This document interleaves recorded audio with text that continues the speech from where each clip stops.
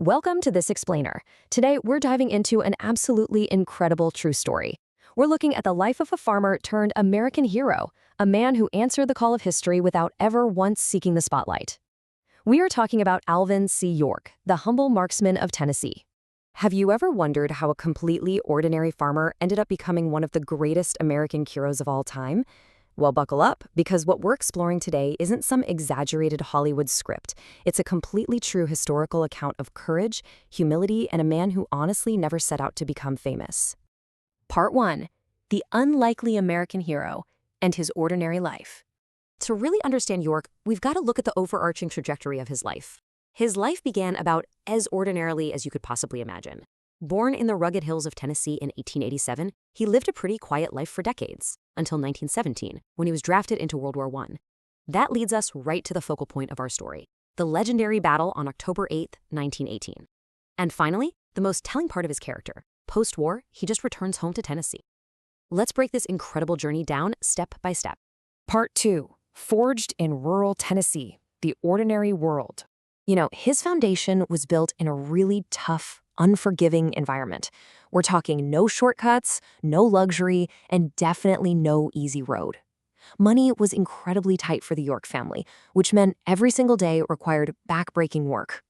As a young boy, Alvin spent his early mornings working the fields, chopping firewood, and hunting.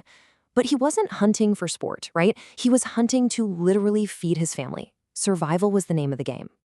Growing up like that taught him some absolutely crucial survival traits: discipline, patience, and, out of sheer necessity, incredible marksmanship. When you need to put food on the table, every single shot matters. You just don't waste ammunition. You learn to aim perfectly. And as we'll see, these daily chores were secretly forging the exact skills that would later change history. Part 3. The Reluctant Soldier and the Call to Adventure. So, World War I reaches the United States, bringing an international conflict right to York's quiet doorstep. But when the draft came, Alvin was profoundly conflicted. On one hand, he had this deep, unwavering Christian faith. He genuinely wrestled with the moral and religious implications of going to war and taking a life. But on the other hand, he felt the heavy pull of duty and responsibility to his country. This wasn't an easy choice for him. It was a massive internal struggle. After long, careful thought and some deep conversations with his leaders, York made his choice. Serving his country was a responsibility he just couldn't ignore. He answered the call, and once he joined the army, well, let's just say it didn't take long for everyone to notice his extraordinary shooting skills. True to form, though, Alvin wasn't loud or flashy.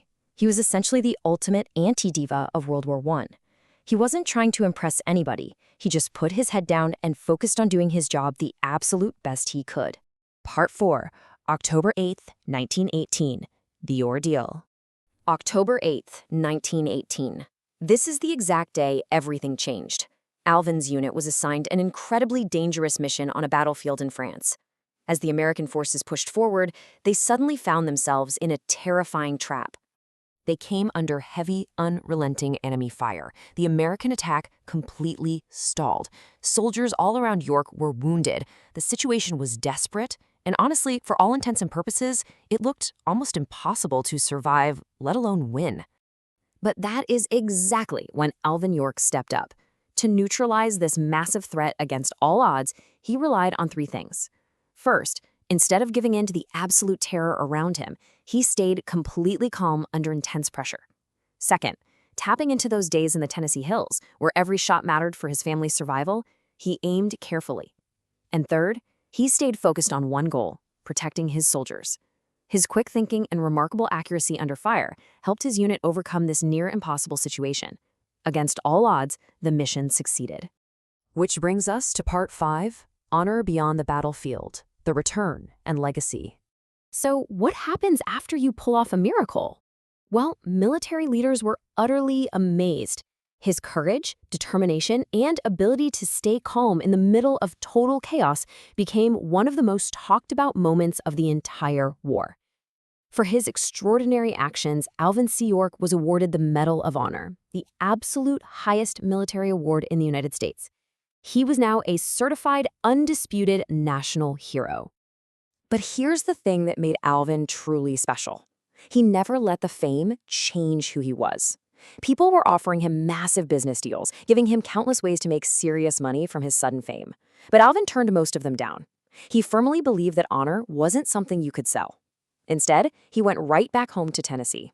He didn't chase celebrity status. He went back to improve education in rural communities because he believed young people there deserved better opportunities than the ones he had growing up. To him, serving others just mattered more than getting rich. His story leaves us with this really profound realization. Courage isn't about never feeling fear. It's about moving forward even when fear is standing right in front of you. His life reminds us that real heroes are rarely the loudest people in the room. Sometimes they're just the quiet individuals who simply step up and do the right thing when everyone else is completely paralyzed by fear. And that quiet integrity is exactly why his legacy endures today. More than a century later, schools, museums, and history books still tell his story. His legacy of courage, character, and an unshakable sense of duty continues to inspire people all across America. Remember, he wasn't born a hero. He became one by answering the call when his country needed him most. So I'll leave you with this. If ordinary people can change history, what will you do the next time fear is standing right in front of you? The next time someone tells you that every day ordinary people can't make a massive impact on the world, I want you to remember the humble marksman of Tennessee. Thank you so much for joining me for this explainer. Keep learning, stay curious, and we'll see you in the next one.